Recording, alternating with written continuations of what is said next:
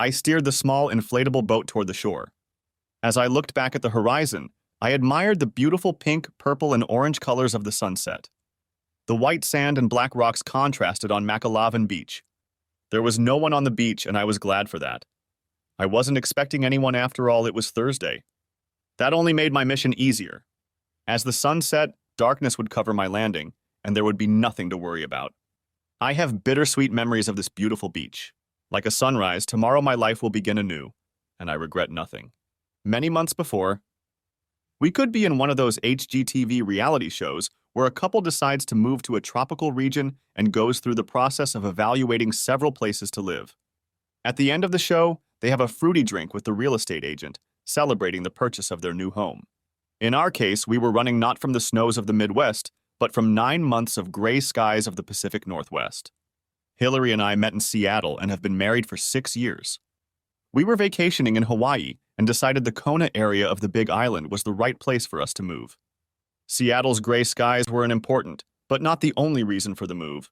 We were choosing between a house and a condo, and both options had pros and cons. In the end, we settled on a condominium. The lack of maintenance and the ability to make friends faster were the main reasons we chose the condo. Ali Drive is an oceanfront road that runs south from downtown Kona toward Keauhou Bay. It is lined with homes and condos, and every morning runners, walkers, and bicyclists go up and down it, getting their daily dose of exercise. The condo we stayed at, the Kona Palms, was about a mile south of town and was one of the larger complexes. It had a nice large pool with a hot tub. There was a covered outdoor seating area with a BBQ and a very nice workout area with machines and free weights in an air-conditioned room in front of the pool. Our unit 508 was in the front building overlooking the ocean. It also had 3 bedrooms, a beautiful master bedroom overlooking the ocean, a decent-sized guest room, and a small bedroom in the back overlooking the pool. This would be my office. The realtor said that 3-bedroom condos with an ocean view are rare, and we should count on it. She may have exaggerated the need for urgency, but we offered full price and got it. "Oh, Brian, I'm so excited!" Hillary purred as we closed the condo purchase. "I feel like our life is going to turn into a permanent vacation. Brian, I love you." "This was the right move for us," she exclaimed. "I'm glad you like it, and I do too. But as for a permanent vacation, I have a more than full-time job, and yes, you have a tight schedule. We still have to maintain this new lifestyle," I said. "I know," Hillary said, "but let me just think about a vacation for now." I smiled at her and gave her a hug. This really was my dream, and I was glad that Hillary was happy here too. We were actually in pretty good shape. The house I sold in Kirkland allowed us to easily pay the rent and monthly installments. After the purchase, we had a good amount of capital left, and there was also my secret account, which Hillary didn't know about at the time. Hillary is an emergency nurse, and because of her experience, she easily found a job at Kona County Hospital. She negotiated a shift schedule of 3 10-hour day shifts. I am a commodities broker. I can live anywhere. I worked in an office in downtown Seattle for the first 10 years. The knowledge I learned from the veterans in that office allows me to work remotely now. By the time we got the keys and moved in, we had been on the Big Island for about 8 weeks. We were adjusting to the new way of life. I had to keep an eye on the markets and socialize with people on the mainland. I was usually up at 4 a.m. and working in my office by 5. Hillary worked Monday through Wednesday from 7 a.m. to 6 p.m. Thursday, she relaxed and recovered, and by Friday, she went into vacation mode. I knew her job was challenging and stressful. When I could, I would leave early on Thursdays and Fridays, and we would start our weekends. We moved in on Wednesday and in the process met a few new neighbors. Everyone seemed friendly and the people were diverse. Older, younger, singles, couples, and different ethnicities. We learned that the condo was hosting a Pauhana night this Friday. Everyone would gather in the pool area around 6 p.m. There was food, sometimes music, and everything was optional. Apparently, it happened a couple times a month and there were different events or themes. Everything was planned through the general manager of the condominium. We entered the restaurant around 6:30 with a chilled bottle of white wine and a 6-pack of beer in an ice chest. We found a free table and were seated. We met a lot of people and everyone seemed nice, with varying levels of friendliness. There were definitely some heroes of their own. One of the first people we met were Clarence and Lynn. They are a gay couple who moved from San Francisco. They live at the Palms full-time. Clarence is a large, older black man who taught economics at UC Berkeley. Lynn was a stockbroker who retired in his early 50s. I got the impression that money was not a problem for them. Then we met Bob and Ramona Platt. The Platts were in their 50s, originally from Texas, and had lived here for a short time. Bob was a builder who made his money developing land in and around Houston. Both were a little heavy-set, dressed in brightly colored flowered shirts, good-natured and seemed to like whiskey. I like everything about Hawaii, but I can't stand flowery shirts. Another interesting couple was Banks Redmond and Chloe Davenport. They're married. We learned that Chloe works as a vice president at a large bank in Southern California, and Banks is a psychologist by training, but also considers himself a real estate developer investor. Chloe seems to be shuttling back and forth between Hawaii and Los Angeles. Banks said that for now he's working at the Palms full-time. I have a project I'm working on locally, actually on the high-low side. We can drive down there sometime and take a look at it if you'd like, explained Banks. Banks looked about 5 or 6 years older than me. He was in his late 30s or maybe 40s. Chloe looked a little older. She was a slim and attractive woman with a serious expression on her face. Blonde with fair skin. She looked rich, which, as we later found out, she was. Banks was swarthy, probably of Mediterranean descent. He was a few inches taller than me, about 6 feet 2 inches, very tanned and in good shape. He had a scruffy look, but so far he was a nice guy. I met many other people at Pauhana, but I had a long conversation with Banks. He told me that he counseled people informally. He called himself a relationship specialist, whatever that meant. He was interesting and had some charisma. He asked about my business and how we had chosen Kona as a place to live. While we were talking, I realized that Hillary hadn't been at our table in a while and casually glanced over to see where she was. She was talking to a young, skinny surfer with a deep tan and curly blonde hair. He looked to be in his early 20s. They were laughing and standing pretty close. Banks noticed me watching them. That's Corey White, he told me. He's a resident Palms woman hunter, Banks explained. What? Said I. Yeah, a young, good-looking guy like that pounces on female tourists and has a lot of fun, continued Banks. I get up to go intercede. I did a calming exercise, deep inhale, deep exhale, deep inhale, deep exhale. I looked back at Banks, and he had this look on his face like he was mentally analyzing the situation.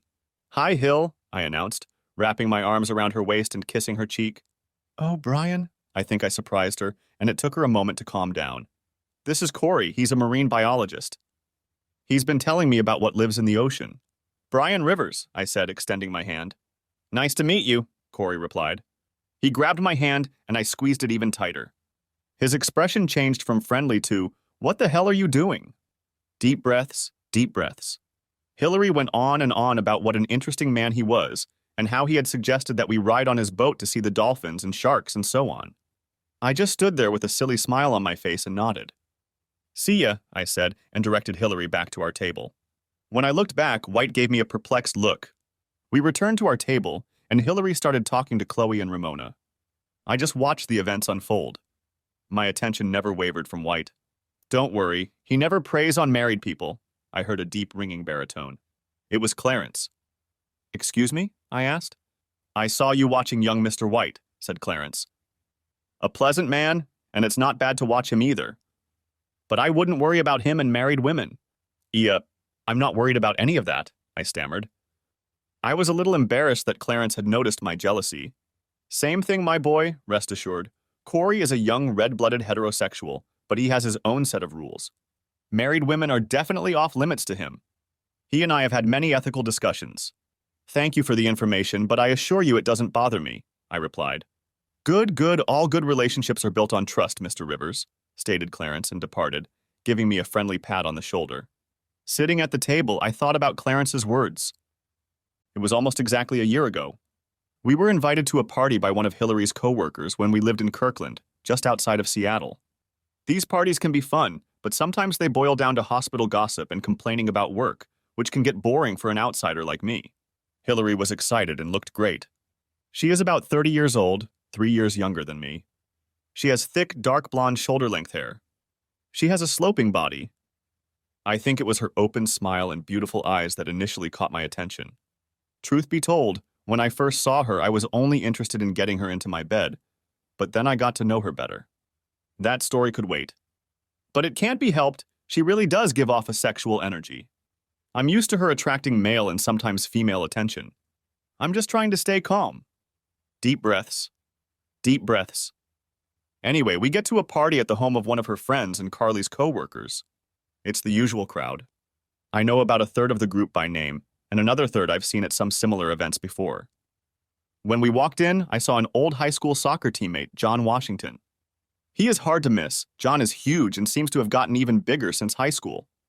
We played soccer together at Met-Tahoma High School. I was a running back and John played on the offensive line. We weren't friends in high school, but we were friends. I was glad to see him. We ended up having a beer, talking and working things out. It turned out that his wife, Mandy, works as a midwife at Overlake Hospital, the same hospital where Hillary works. John and I and a few other people sat in one corner talking about sports, women, and the usual topics. About an hour and a half into the party, the energy changes a bit. A couple of guys from the group I was with looked toward the door, and the conversation seemed to stop for a minute, and then there are loud cheers about something. I looked around, and then a tall, dark-haired guy walked into the party. I'm straight, of course, but I have to admit that the guy was good-looking. As I watch him walk in, I look across the room at Hillary. She looks at the guy, and then I see Carly and another friend looking at Hillary. Carly whispers something, and then they all giggle. What was that? My antenna is up, but I'm acting calm. A few of the guys I'm chatting with start talking about him, and I find out his name is Greg Gorchich. Turns out he's been working in Boston for the last 4 or 5 years, and now he's back in Seattle. He's some kind of cool doctor. I look over and see Hillary hugging him tightly. When she starts to look in my direction, I am once again involved in the discussion my group has been having. I want to keep secretly watching to see what happens. I admit I can get jealous, but I try to apply my calming techniques to stay calm. Throughout the evening, Dr. Gorchich and Hillary do not take a step away from each other. At one point, I notice that they have separated themselves from the others and are seated in a quiet corner. Now I can remain calm, but at this point I apologize and walk over to them. Putting my arm around Hillary's shoulders, I look up at him and introduce myself. Brian Rivers, I say and shake Gorsuch's hand. Greg Gorchich, he replies with a charismatic smile. Greg, this is my husband Brian, Hillary says. You're married, he says with a slightly shocked expression on his face. Hillary doesn't usually wear a wedding ring because of her job in the emergency room. Yes, didn't I mention that? Hillary hissed. She looks alternately at me and Gorchich.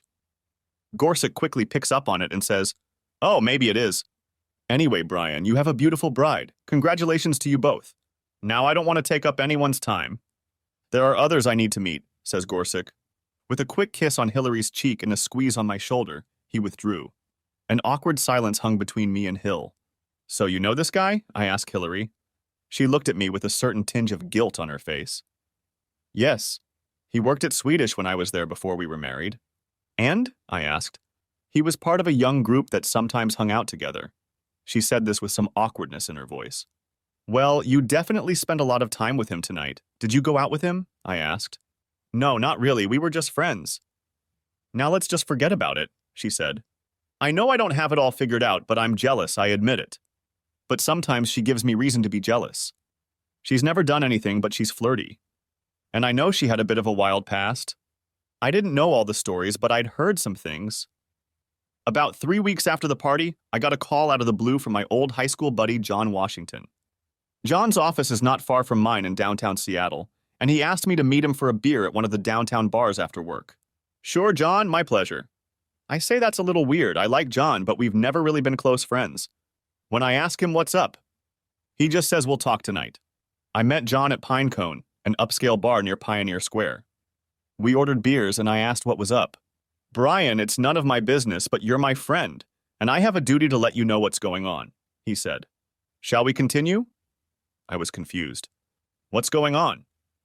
I was starting to get turned on. Calm down and let me explain, replied John. Deep breath, deep breath. Mandy works with your wife at Overlake. Remember that guy all the girls were looking at Carly's party a few weeks ago? He asked. Who? I asked, but I thought I already knew. You know, mister. Soap opera GQ, who is fashionably late, he explained. Yeah, I know who you mean, Greg. What about him? I didn't like where this was going. I was starting to get angry and John could sense it. Calm down, Brian. Let me get to the point, John calmly continued. Mandy said this guy is in Overlake now. Apparently your wife has had lunch with him a few times, just the two of them. Mandy says they always sit alone in the cafeteria, away from everyone else. So far so good, not too bad. and she says they look too cozy and this guy has a reputation. What's the reputation? I asked, though I had a pretty good idea. I know his type. And tall, handsome ladies of the male type usually get any woman they want. Mandy also said she heard like they had some sort of relationship back in the day. What kind of relationship? I asked. Mandy didn't know, that's all she heard, said John. Hillary and I were talking about old boyfriends and my old girlfriends, but I had never heard of Dr. Greg until that party. He's a player, John said. Mandy stays away from him. Did something happen to Hillary that she saw? I asked John. Mandy didn't think so, but on Thursday this week a group of them are going to go after work. Your wife tried to get Mandy to come, but she refused. And when Mandy tried to say something to your wife about Mr. Wimpy Hound, your wife just laughed and said he was harmless. Look, you're my friend and teammate, and I'm only relaying what Mandy told me. But if it were me, I'd definitely make sure all this cozy business stopped, exclaimed John. Exclaimed. He had a drink and I told him the beer was on me and that I was going to sit for a few minutes. We said goodbye and he wished me luck. My initial reaction was to go home and crash with her. But say what? That I'd heard she'd had lunch with an old friend a few times. She would accuse me of jealousy and immaturity. Plan B was to see what would happen Thursday night. For a couple days, I was to keep a low profile and pretend nothing happened. On Wednesday after work, she told me about the meeting on Thursday. According to Hillary, a group of nurses were going out for drinks and possibly a bite to eat. She said I would be dining alone that night. I had a plan. I purposely didn't ask where they were going. Interestingly, she didn't offer that information either. Later that night, I texted John and asked him to ask Mandy to find out where the party would be held after work, and that Mandy not inform Hillary of my request. He hummed approvingly and said he would text me the location tomorrow. Just after noon, I received a text from John. Belinda is at Bellevue at 6 p.m. Thank you, I sent back. During the day on Thursday, I had no calls or texts from Hill. After work, I went to my gym and worked out. I left the gym around 7 o'clock and got to Belinda's at 7:30. I ordered takeout. Their food is actually pretty good. The place looked busy and I saw Hillary's car in the parking lot. I walked in and told the waitress that I had an order. I was told to pay at the bar and that everything was almost ready. I noticed a group of them at a large table at the bar. As I slowly approached, I saw several nurses I recognized, and in one corner sat Hillary and Dr. Greg. I couldn't tell if he was hugging her or just laying on the back of her chair. Either way, he was trying to occupy his territory. They seemed to be having a private conversation, away from the rest of the group. I walked over and feigned surprise. Hillary, I exclaimed, and our eyes met. Brian, she almost shouted, what are you doing here? Several things were happening at this point. She pulled away from the doctor with a guilty look. He was furious that I had interrupted him, and then quickly put on a friendly and innocent look. He held out his hand for a handshake, but I ignored him. A few of the other nurses giggled at the situation. Just want to have dinner, I said. Have a good time. At this point, I grabbed my food and left. As I drove away, I saw that the door of the restaurant was open. Hillary saw me drive away. By the time I got home, I was pretty hungry. While I ate, I turned on SportsCenter and had a beer. I wondered how long it would take Hillary to get home. If everything was innocent, she would continue her evening and get home closer to evening. If, on the other hand, she felt guilty, she would get home fairly quickly. My wait wasn't long. She came in as if nothing had happened, but she kept her eyes on me to gauge my mood. Gosh, you surprised me at Belinda's, she said. Why didn't you stay and visit me? She added. You looked like you were having a good time and I didn't want to disturb you, I said with sarcastic innocence. Well, you could at least say hello to the others, she said. Ha, the others, I said. I only noticed your long-lost doctor friend, I replied. I think by this point she knew I was a little angry, but was going to try to make it my problem. Here we go, there's that jealousy thing again. Greg is a friend of mine that I haven't seen in a while, and he and I were just hanging out. Why do you always think every guy is trying to get in my pants? Other than at a party, I haven't seen him in years, and we were good friends when we were all at Swedish Hospital. Oh, I see, I say. Other than at the party, you didn't get a chance to socialize with him at work, and that's what you did tonight? I ask. Exactly, she says. So there's no chance of catching up at the hospital? Repeated I. Brian, no. I'm busy at work, she states firmly, her voice getting a little louder. Okay, that means no eating together. Not just the two of you in the corner of the cafeteria a few times in the last 3 weeks. So, just so I understand definitively, you haven't spent any one-on-one time with the guy they call a wimp? I ask with feigned innocence. Well, maybe, she says meekly. Forget it, Hillary, you lied to me. You know it, and I know it. I tell her quietly but firmly. What do you have to say for yourself? I ask. She turns away, and that's when the tears start. She knows this is my weakness, and I feel like she wants me to hug her and tell her everything will be okay. Absolutely not. Like I said, Hillary is kind of a coquette, but at least to my knowledge, she has never lied to me. This caused a crack to form in my trust in her. When I ask her to explain again, she runs upstairs crying. I realize again that she wants me to come and comfort her, but it doesn't happen. When I go upstairs, I see that she is in the guest bedroom. With my job, I'm up and out of the house early, long before she gets up. At work, I get distracted, but I decide something in my life. With or without Hillary, I will leave the dreary weather of Washington State and move to Hawaii. Several people from my office have moved and are working remotely. One of my good buddies, Randy, who started working around the same time I did, lives in North Idaho, and he loves it. He asks me all the time why I still go to the office. Why don't I live where I want to live, since there are no advantages to having an office in Seattle? I have always loved beaches, and Hawaii is my favorite island. The weather, the ocean, the beaches, the people. We vacation there every year, and I decided the Kona area was my favorite. Although Hillary liked Hawaii too, she wasn't willing to move. That was the cause for concern. After lunch, I researched real estate in the Kona area. I usually get home before Hillary, but when I got home Friday night, she was already there. This is going to be interesting, I thought. Hey, honey, she called out to me as I walked in. I've got salmon on the barbecue. You want a beer? I walked into the kitchen and she was acting like Thursday never happened. I took the beer from her, but I didn't kiss her. I took the day off.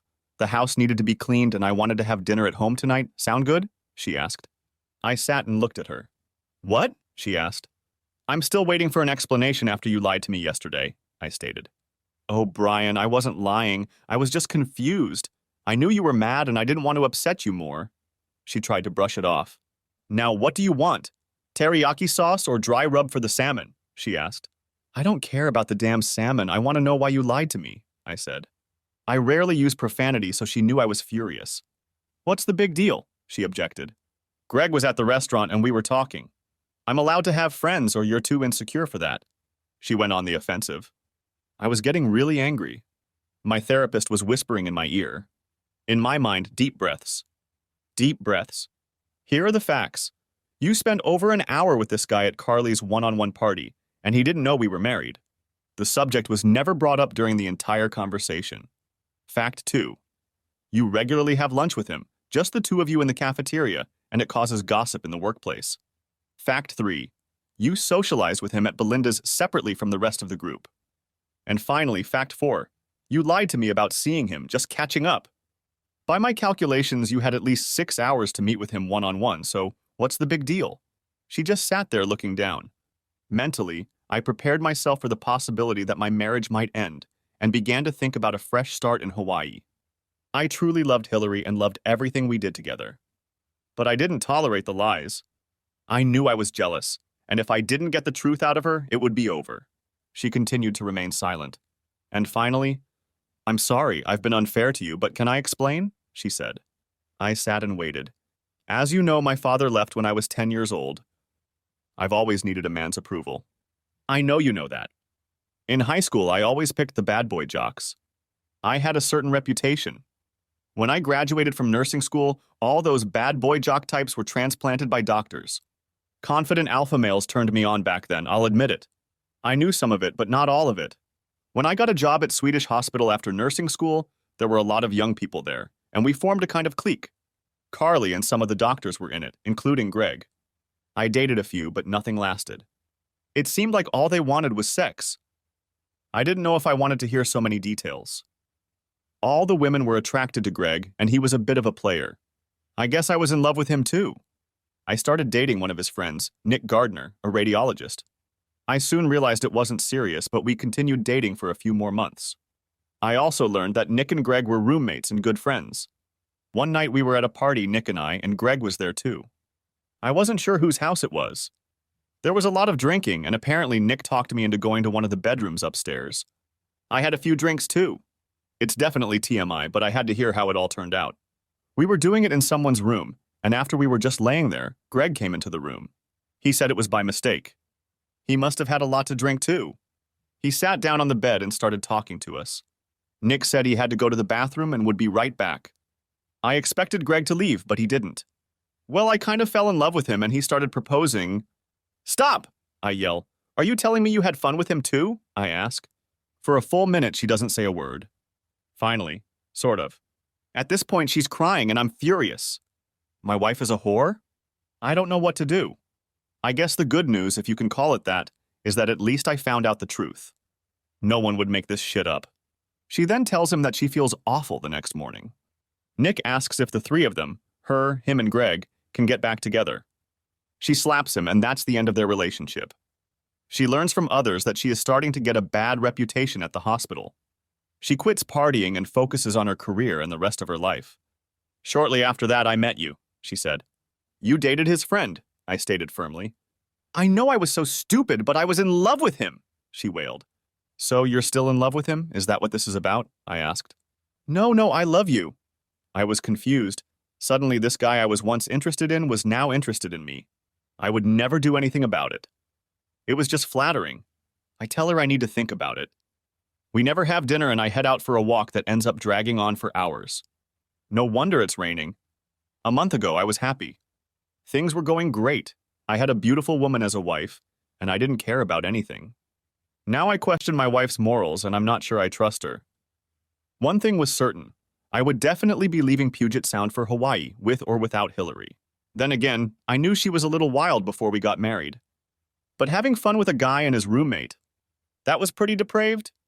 On the other hand, we weren't married and didn't even know each other at the time. I had some casual sexual encounters before we were married. When I finally made it home, I was confused about a few things. One thing I was sure of. I was moving to Hawaii. The next few days were pretty stressful. I was still trying to figure out what to do about Hillary. I believed she hadn't done anything with this Greg guy, but I believed she was getting too close to him. At one point on Saturday afternoon, I was ready to divorce her and move to Hawaii. A fresh start. On the other hand, I thought back to all the wonderful vacations Hillary and I had spent in Hawaii. The thought of being there without her wasn't as good as being there with her. I'll have to think about what to do. Apparently, we stayed together and moved in together. Hillary swore her love for me and denied any attraction to Greg. I wanted to believe her, and I kind of did. I needed to keep an eye on her. Our life on Aliyah Drive was wonderful. She worked 3 days a week, and I had my own schedule. There were busy periods in my business, but there were also plenty of times when I could skip out when Heel wasn't working. My workload would go up and down. It really was like a permanent vacation. I ran on Aliyah Drive almost daily, and when Hillary was free, we hiked together. We explored the island and found beautiful waterfalls, jungle, majestic views, and amazing beaches. One of the features of the Big Island is that it is the newest island in the Hawaiian island chain. Therefore, there are fewer beaches. The good beaches had to be traveled by car to get to, but they were worth it. 2 of our favorite beaches were Quabe and Hapuna Beach. But one particular beach we liked was Makalawina Beach. M Beach. This Thursday, we decided to explore M Beach. At this time, we had not been there yet. Following the directions in the guidebook, we turned onto the road leading to this beach. Across the road was a chain and a sign that read, "Closed for Turnards." From where we stopped, we could see the ocean, and it seemed like it was only a mile or so away. We decided to walk along the lava rock to see it. It was definitely worth it. M Beach is beautiful. Fine white sand and blue-green ocean. It was spectacular. We walked up and down the beach and realized there was no one else on the entire beach. Probably because everyone knew the road was closed on Thursdays. We picked a spot to sit in the sun and enjoy the beach. After a while, I wanted to cool off. I went for a swim, and when I came back, she suggested we have some fun. She just laughs and says, "Since there's no one else, why not?" I can't believe we just made love to my wife on the beach. We stayed at M Beach for a few more hours and then headed back to the car. After we got home, Hillary went to take a shower. What a wonderful day. I felt that I had made the right choice in moving to Hawaii and the right choice in staying with Hillary. The next day, as I leave the training room, I notice Banks on the lawn, slowly and carefully performing a martial arts kata. He's wearing only shorts, no shoes, and no shirt. The guy is in good shape. His skin is a golden brown color. I remembered that he has an elegant look. Not like me, a little more stocky and muscular. As I was leaving, he called out to me, "Brian, how are you doing?" We start talking and end up planning dinner for Friday night. No pauhana this week. We grab a poke at an establishment in town, and on the way back we stop and have a drink at Don the Beachcomber. Banks tells me about his development project near Pahoa on the Hilo side. He has a development plan for the lot he purchased. He also talks about his counseling practice. He says his mission is to help couples build more fulfilling relationships. He says his clients usually don't pay and that he is approached by word of mouth. My goal is to help people explore all that life has to offer. Not to be limited by other people's ideas and rules, he proclaimed. If you and Hillary would like to schedule a session, we can discuss these concepts in more detail. He continued with genuine charm. I'll think about it, said I. I really wasn't sure what he was talking about. As soon as we got home, Hillary told me about her conversation with Chloe. She seems like a smart woman, but she let slip a couple of times about Banks. Hillary also said that Chloe went out of her way to let her know that it was her money that paid for a lot of their lifestyle. Interesting. So far, in my opinion, Banks has been a nice guy, a bit of a charmer, but at this point I don't see anything wrong with him. Wednesday night, Banks stops by our apartment to show us a real estate prospectus. I tell him I'm not interested. He looks disappointed, but quickly returns to his confident demeanor, as if my answer didn't hurt him. On Wednesday night, Hillary was burning with fatigue after 3 consecutive 10-hour shifts. Tonight was no exception. Banks was attentive and funny, and that cheered her up. He inquired about her schedule, and she told him that Thursday was a day she could relax. Most Thursdays, she and I would go to the beach where she could bask in the sun, swim in the ocean, and relax. So far, I have been able to get away on Thursdays. What are your favorite beaches? Asked Banks. Qua Bay and Hapuna are our favorite places, Hillary replied. Then she looked at me and winked.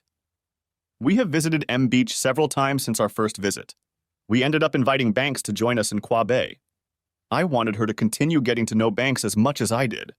He turned out to be a good friend, and I imagined that he and Chloe could become our married couple. Hillary looked gorgeous, and a couple of times I caught him looking at her. I couldn't blame him, but a small flame of jealousy flared briefly.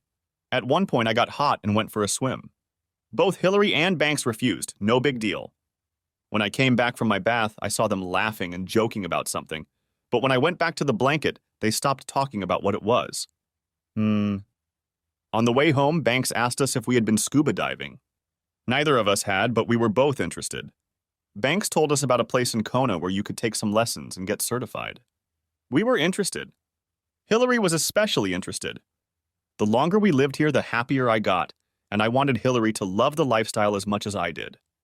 I was glad we could start a new hobby together. Banks said he had a boat and that he goes to a special place that has an amazing reef and always interesting sea life. We agreed to go on a boat trip with him in a few weeks. When we got back to our apartment after Banks left, we discussed the previous day. You're right, he's a really nice guy. I enjoyed our day today, said Hillary. I was glad she felt that way. If he and Chloe were going to be our friends, I wanted us all to get along. Hey, what were you two laughing so hard about when I went swimming? I asked her. She looked at me, trying to remember what I had asked her, and then quickly looked away as the shadow of a smile flashed across her lips. Oh, nothing. Banks was just trying to make a joke, she said, and I thought she blushed. Funny? What's funny? I asked, perhaps too sternly. Nothing, just don't be so controlling, she said, and that was the end of it. We signed up for scuba diving lessons. The first step was to take the course online, which we did. On Saturday, we met at one of the large hotel pools to use the equipment. The last step was 4 open dives to get certified. Banks told us that he was an instructor, and why don't we practice on the day we plan to go boating with him? It seemed like a good idea. We met at the harbor and headed out to sea. We went past the airport by less than a mile. The water here was blue and calm. We put on our snorkeling gear and Banks told us about the safety precautions the instructor had shown us at the hotel pool.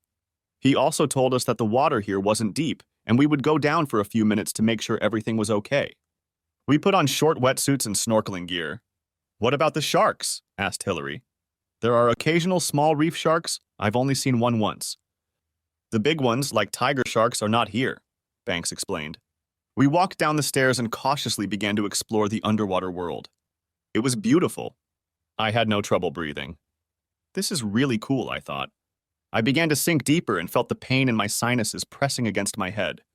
I tried to ignore it, but the deeper I went, the more excruciating it became. I had to come up. Even at the surface, it wouldn't go away. I had to get out.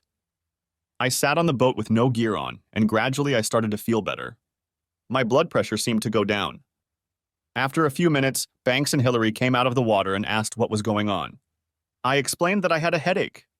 Hillary started to go up the ramp to check on me, but I told them to keep diving. I was going to be fine. After a short conversation with me, I told them everything was fine. They continued the dive. After about half an hour, they surfaced. Hillary was so excited and seemed to be having a great time. I really hoped that the cause of my discomfort would not persist. As a thank you, we invited Banks over for dinner. We have developed a very friendly relationship over the past few weeks. When we came to Hawaii, I wanted to make good friends and have a social life. We seemed to be moving in the right direction. Every now and then, the fact that Hillary was comfortable with Banks caused flashes of jealousy, but I knew that was my problem and tried to suppress those impressions. Friday night was once again Pauhana night at the Palms.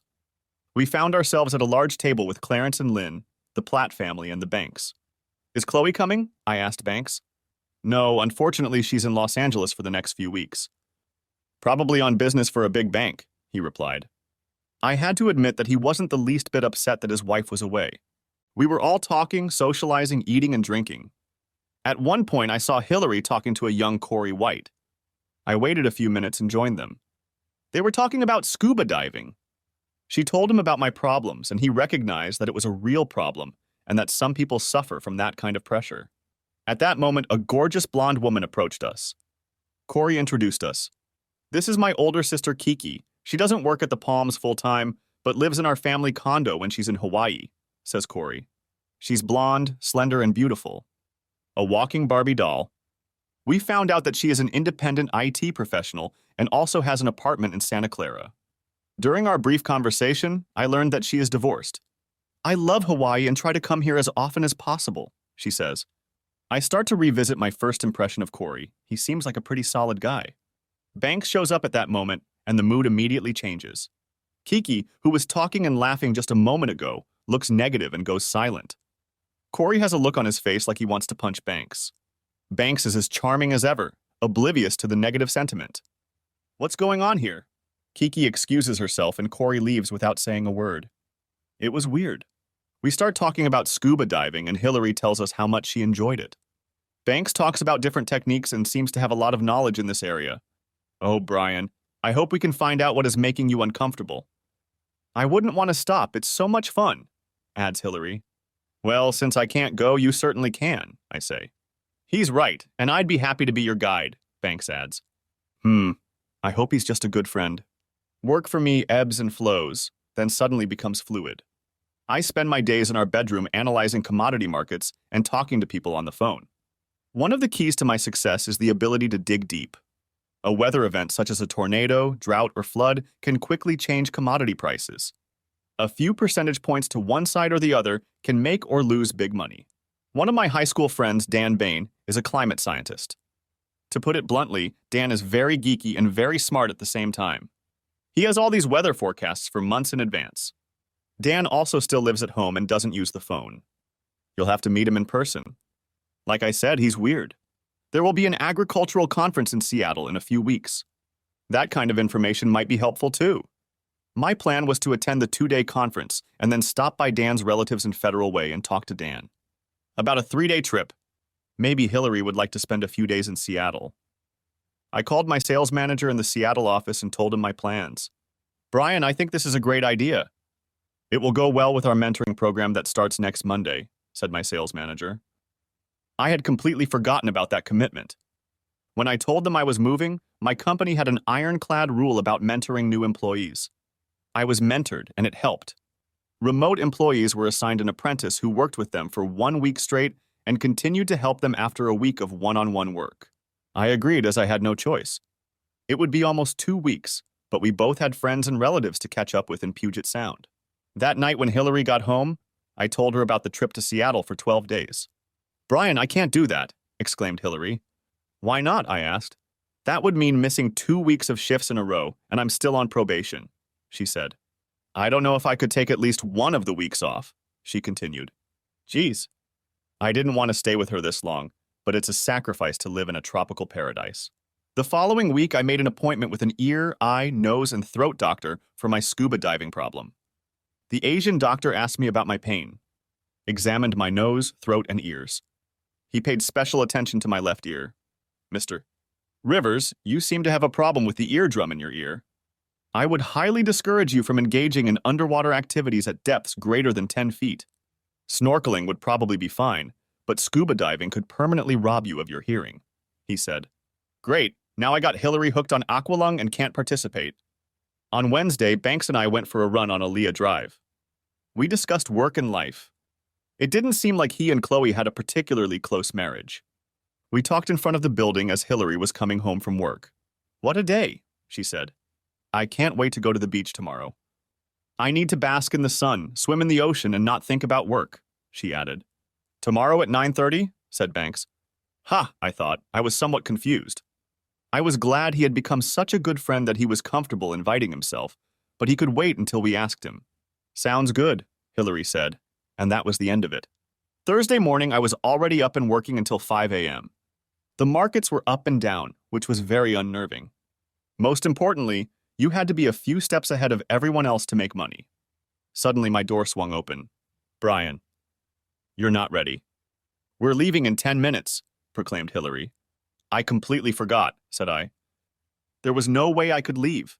Hill, honey, I don't think I can go today, at least not right now, I told her. I could see she was starting to get angry. That's when the phone rang. Before answering, I asked, Can you just go with Banks? I asked. She looked at me long and hard, turned and walked away. I answered the phone, and that was the end of it. Good thing we were in this time zone, and by mid-afternoon things were effectively over. I thought about getting dressed and trying to find them. I called Hillary, but she didn't pick up. I closed my eyes. Just for a moment, I told myself. I must have fallen into a dead sleep because the next moment Hillary kisses me. I realized from the shadows that it was about 6 o'clock. And so we made love. After a few minutes, she silently gets up and walks to the bathroom. The door closes and I hear the shower turn on. After she comes out, I thank her for the pleasant homecoming, and I barely manage to get a smile out of her. I ask her about her beach day, and she replies that they went to Quabe. I try to get the details of her day, but she's a little and uncharacteristically silent. If we hadn't just had incredible sex, I'd start to suspect I'd done something obscure. My work continues to be hectic, and Friday is another long day. Hillary is in and out of the apartment all day running errands. It's a relaxing weekend, but I still get the impression that something isn't quite right. When I ask Hillary, she replies that everything is fine. It's Monday and the markets are volatile. I'm making money, but I'm making money. I do make a profit in my independent account. My goal is to retire early and enjoy life in Hawaii to the fullest. Hillary works her regular schedule Monday through Wednesday. Thursday mornings I work hard and she shows up around 9. Are you going to the beach? She asks. I look up and she realizes the answer is no. I burrow into my notes and stay close to both computer screens. I have to leave for Seattle next Tuesday for meetings and mentoring, and I have a lot to catch up on by then. I'm stressed out. She kisses me on the cheek with a strange expression on her face, and just as I'm about to ask about the details of her beach day, the phone rings. Soon I'm picking my way through soybean futures. At 6:30 that night, the dinner table was set with a dinner of sushi I'd bought in town. I sort of wanted to make it up to Hillary since I'd been so busy lately. By 7 o'clock, she still wasn't home, so I finally called her. Where are you? I asked. I'll be there in 2 minutes, she says. She shows up and thanks me for a wonderful dinner. I ask about how the day went, and it looks like she and Banks were at the beach again. I start doing deep breathing exercises to stay calm. What beach did you go to today? I ask. She hesitates, looks away, and says, Quabe. For some reason, I feel like she's lying to me. I know I'm leaving in a few days, and I want to keep my cool so I don't have to question her. At least for now. After dinner, we are both consumed with our thoughts. Brian, she asks, do you think we're getting the most out of life? It's really weird. Yeah, I say. I mean, don't you think our lives are boring? That there's more to the world than what we're experiencing? Not really, but why? I ask. I have no idea what she's getting at or where these deep philosophical questions come from. Oh, never mind, she says, and before we can continue our discussion, she snores softly. On Friday, all of a sudden, the markets were stable. I'm not sure how long this will last, but if typical patterns hold, the next few weeks should be manageable. I leave the office in the middle of the day on Friday, and Hillary is not at the apartment. I call her, thinking maybe we can do something fun this afternoon, but she doesn't pick up. I decide to make a run down Alaya Drive. After my run, I head for the shower. It looks like Hillary is just finishing her shower. I'm hoping for 2 ships passing in the night. She leaves and I head to the shower. She's not interested. Friday night is Pau Hana night. On the way downstairs, I ask Hillary about how the day went, but I don't get any specific answers about what she did all day. We set up in our usual spot near the Platts, Lynn and Clarence there too. Banks was gone. To be honest, I was getting a little tired of him. Besides, it seemed like Hillary was spending more time with him than I was. I'm trying to keep my jealousy in check. I see Corey White, who I've grown to really like. We start talking, and he tells me about his research in marine biology. It's pretty interesting. Brian, why don't you come on the boat with me on Monday? I have something to test that day, and I think you'd be interested, said Corey. Maybe, but at what time? I ask. The markets have slowed down and I'm working hard. Hillary works all day seems like a good break. I'll be in port at 11. If you know where Redmond moors his boat, I'm a couple of slipways below. That's the Kon-Kiki, you won't miss it. If you're not there by 11:30, I'll assume something's up. He told me. When I return to our table, I don't see Hillary. I try to act casual, but I can't seem to spot her. I talk to Clarence and Lynn, occasionally glancing over their shoulder in search of Hillary. After a few minutes, Clarence says, I think I saw your fiancé outside the pool. Oh, I say, and quickly cast a glance in that direction before I can control myself. Don't worry, your friend Mr. Redmond was with her, adds Lynn, perhaps with a note of sarcasm. Go, my boy, find her. Clarence dismisses me and I walk away. When I walk up to them, they seem to be having a tense conversation. I'm not sure I like the way Hillary looks at him, as if every word he says has serious meaning. They don't notice me until I'm practically right next to them. When they see me, Hillary looks flustered, like she's been caught doing something wrong. Banks is his charming personality. I'm starting to see that charm in a different context. Brian, Banks exclaims and goes for a hug. I don't return the favor. What is this seclusion away from events? I ask. Hillary still hasn't said anything and looks like she's at a loss. Banks enters the conversation. Sometimes the old gang gets a little stale, he says. I was just describing to heal some of my self-actualization exercises. With her intense profession, there are many ways to stay calm and deal with stress. He reflects. Hillary looks at me hopefully, hoping I'll believe all the nonsense that just came out of his mouth. And Hill. Since when did they know each other so well? Actually, Brian, we've been discussing the possibility of the 3 of us having some counseling sessions to broaden our outlook on life. As I said, I don't charge money for my sessions. This is my gift to humanity, he continues. I look directly at Hillary and say, I'm going back to our friends, have 2 more beers and go home. You can join me if you want. I deliberately ignored Banks and all the nonsense he had just said. A gift to mankind. I walk back to our table and about 30 seconds later, Hillary is next to me. Why were you so mean to Banks? He's your good friend, she asks in a quiet but firm voice. I sat for a while and then told her, I'm starting to sense something from him that I don't really like. What are you talking about? She asks. With all the stress that's been going on in my life lately, and knowing that I'm leaving for Seattle in a few days for almost 2 weeks, I really don't want to get into it with her. I'm making a silent vow to myself to distance myself from him as soon as I get back from my business trip. Hillary and I are also going to have a serious talk when I get back. Never mind, I say. On Monday, I joined Corey on the Kon-Kiki boat. We talked about his work, the ocean, and marine life in the area.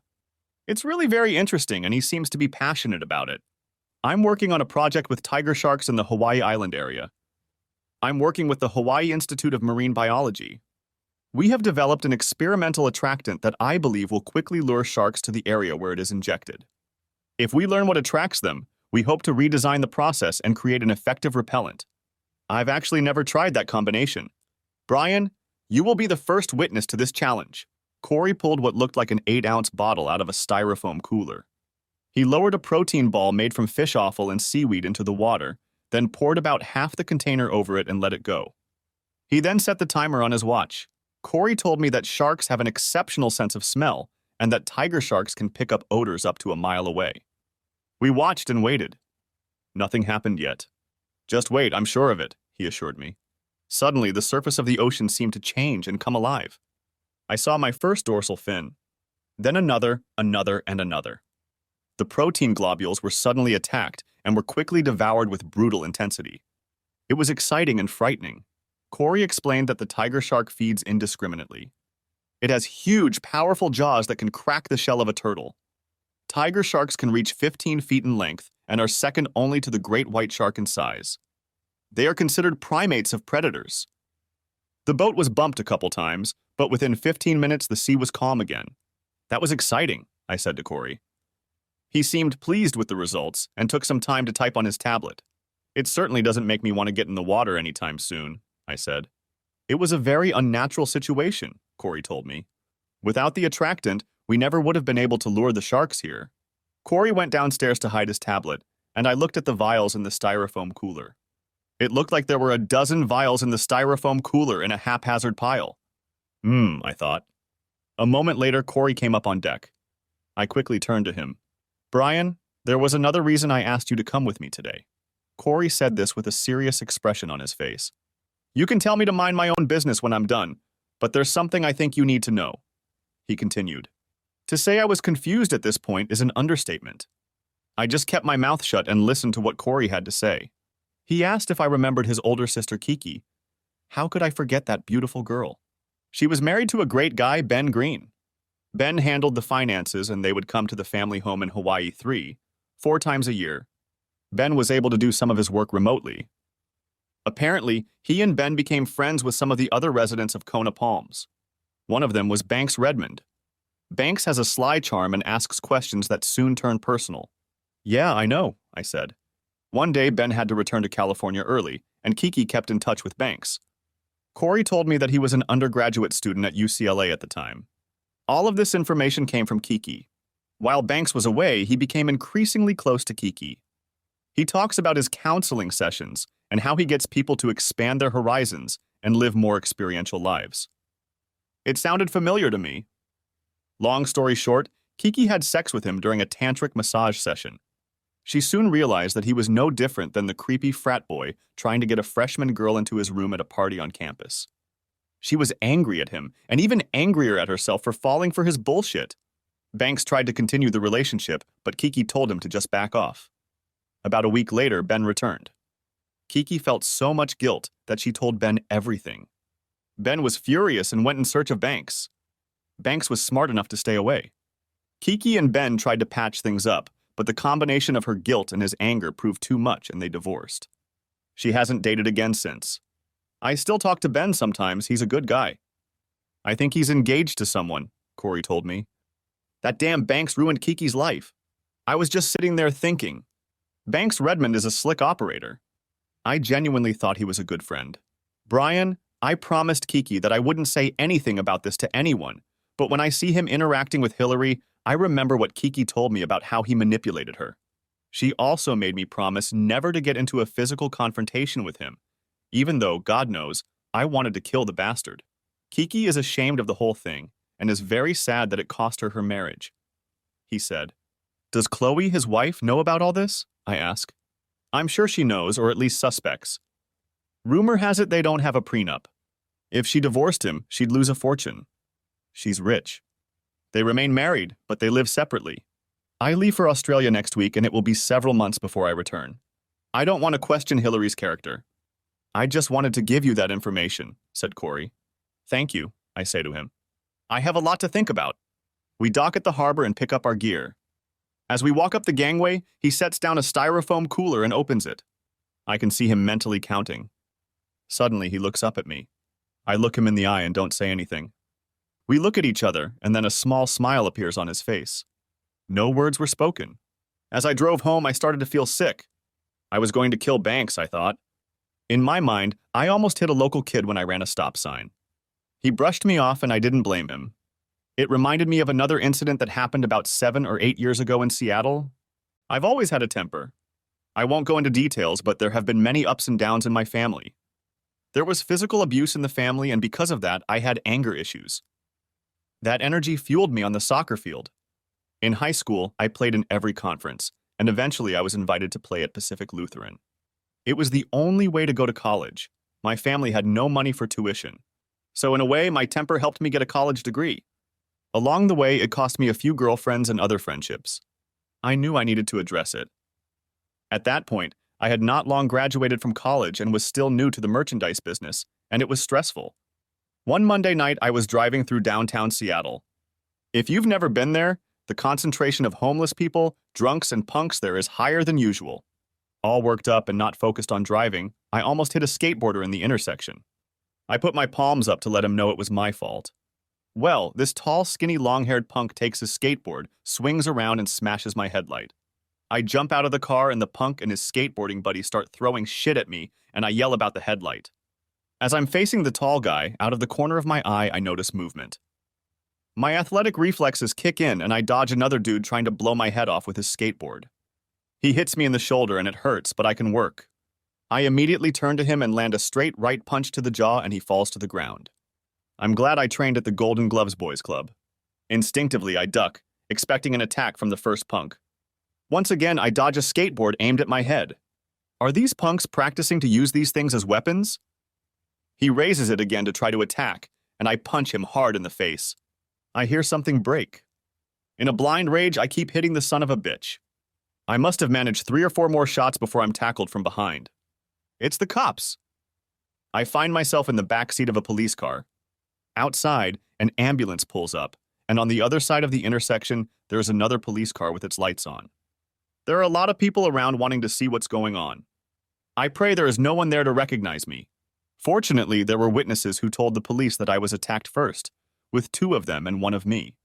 Someone even has a cell phone video that shows that they were the instigators. They get my information and let me go. They said I would probably be contacted in the next few days. The next day in the afternoon, I got a call from the police. They asked me to come later in the afternoon to make a statement, and I did. Here's what happened.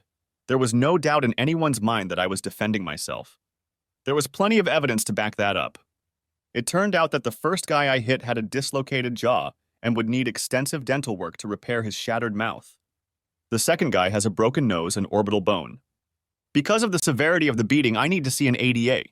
We had a long talk, and she said that no charges would be filed against me, but I would have to undergo mandatory counseling with a psychiatrist. Anger management is part of mental health. For the next 8 weeks, I was scheduled for group therapy every Wednesday night at Swedish Hospital. I probably could have resisted, but I knew something had to be done. Truth be told, this counseling really helped me and changed my life in several ways. I learned how to stop myself when I get angry, slow down, think about the situation, analyze it, and make a plan. All the while, I take deep breaths to slow down. Deep breaths, deep breaths. It has really helped. Friends and people at work remarked that I seemed more relaxed. I was in a good mood more often. I didn't get angry as often and laughed more. I also started to attract more women. Perhaps they used to be scared off by my anger. Speaking of women, it was at Swedish Hospital that I met Hillary. I noticed her in the corridors, this incredible-looking woman with a tinge of sadness about her. One evening after a counseling session, I offered to take her out for coffee, and she, to my surprise, agreed. I truly believe. Without the counseling I received, I never would have asked her. My goal was to get her into bed, and we eventually did, but along the way I started to like her. It was a little unclear to me if she liked me too, but she kept saying yes when I kept asking her out. She would tell me that I was different from others she had dated. At the time, I didn't know if that was a good thing or a bad thing. Eventually, we ended up in my bed, and she certainly knew what to do and was eager to tell me what she liked. As we lay there, she asked, "So this is our last date?" and looked at me. I was actually thinking about an exit strategy. I liked her, and I had just found out she was great in bed, but I really wasn't looking for commitment. I must have procrastinated too long because she cried quietly. Wait, I said. No one is talking about a last date, at least I'm not. Now tell me, why all the tears? I asked. We talk, and she tells me how wonderful I am, and that I'm so different from regular guys, and that all doctors are narcissistic assholes. I don't ask her too often about all those asshole doctors, but I'm sure there are a few stories. I think of Hillary. She looks great. She's fun to be with. She's got brains, she's not stupid. No real weaknesses. We continue to date, and as you may have realized, stay together. At least for now. Back to Hawaii and the present moment. At the intersection on Aaliyah, I stopped to gather my thoughts. I don't know if anything happened, but now I know Banks' MO. My goal is to get Hillary and myself out of his net. After that, I'll need to devise a serious plan for Hillary. As Clarence once told me, a good relationship is built on trust. Currently, our foundation wasn't as strong as I would have liked it to be. I'm considering canceling the trip, but I'm setting myself up for a big move in the next few weeks. The market is ripe for profit-taking. With the little bit of knowledge I will gain from the conference and more importantly from Dan, my brilliant climatologist friend, I am confident I can make the right moves. I'm calm, I'm in surveillance mode, and I'm going to find out what the hell is going on with Hillary and Banks. She comes home Monday night and is in a bad mood. I'm trying to figure out how to approach her, but the time is not right yet. I know that if I push her at the wrong time, it could backfire and make it much harder to get any information. Tuesday night is a little different. She is more relaxed and friendly after work, and we enjoy a nice dinner. I tell her that Clarence and Lynn are taking me to the airport on Wednesday, and could she pick me up a week later, on Friday? She agrees. Hillary, I ask, are you sure you can't come with me? It would be like a vacation. I know there's little chance, but I have to try. She doesn't even consider the possibility and quickly dismisses it, citing work. Then I start broaching the uncomfortable subject of Banks. I tell her that I think we need to put some distance between us and him. I tell her, without elaborating, that I've heard some negative things about him. I ask her to stay away from him while I'm gone. She flares up. How dare I say such things about our friend? Banks listened to her and started counseling, and she's feeling much better, she adds. And now I want her to stay away from him until I'm gone for 2 weeks and she has no other friends? She's angry, and now I'm angry too. I don't trust him, and neither should you, I state. Here we go, jealousy again, she says. And so it goes on from there. She ends up sleeping in the guest room even after I try to apologize. This night really went downhill. I got a kiss and a brief hug before leaving for the airport, but it wasn't as warm. I feel like our marriage is on the rocks, and she has no idea how serious our situation is. I remembered a bumper sticker I once saw. The first line read, "If you love something, set it free." And the second line read, "If it doesn't come back, hunt it down and kill it." It seemed to me to be appropriate for the current situation. Because of the time change, it's already evening when I land. I rent a car and head to the Marriott. It's 9:30 Pacific time, which means 6:30 p.m. in Hawaii. I don't call her that night. I'm tired. The next day, there is an agro conference and I gather some good information. Afterward, I chat with a few people and learn a lot of useful things. I enter my notes on my iPad and someone says there is a cocktail party in the next room. I check my watch. It's a little after 6 p.m. Pacific time, which means it's 3 o'clock in the afternoon in Hawaii. I'm trying to call Hillary. She's not picking up. I have a few cocktails and enough appetizers that I don't have to eat dinner. Around 8:30 p.m. I try calling again, but there is no answer. The conference will conclude on Friday mid-afternoon. I feel that the information I received was useful. While I'm entering new notes, Hillary calls. Hi, how's the conference going? She asked. And we discussed my trip so far. I tried to call you yesterday. What have you been up to? I ask. I want to find out what she's been up to, but I'm walking on eggs. Fighting over Banks isn't going to lead to anything good. She says she's doing the usual things, running errands, grocery shopping, and so on. I ask if she went to the beach yesterday, and she says yes, but not for long. I ask which beach. She hesitates and says Quabe. I really want to ask if Banks was with her, but I hesitate. I ask what her plans are for the weekend. She tells me that there is no pauhana tonight and that she plans to have a quiet weekend. I tell her I love her as we hang up. This phone conversation went well. My strategy is to be sweet and loving to her. If Banks tries to seduce her, I will hope that her love for me will overcome his advances. On Saturday, I'm heading to the Bain House in Federal Way. They were our neighbors in Tacoma when I was growing up. Mr. and Mrs. Bain are nice people, and I'm always happy to see them. Like I said, Dan is weird. He literally lives in his parents' basement, but it's not as weird as you might think. One of Dan's habits is that he is an absolute neatnik. Everything in his basement is clean and organized. He has file cabinets and bookshelves where everything is cataloged and organized. He sits at his desk, which is in the very center of the basement. There are 2 huge monitors on the desk. In the corner is a small cot that he sleeps on.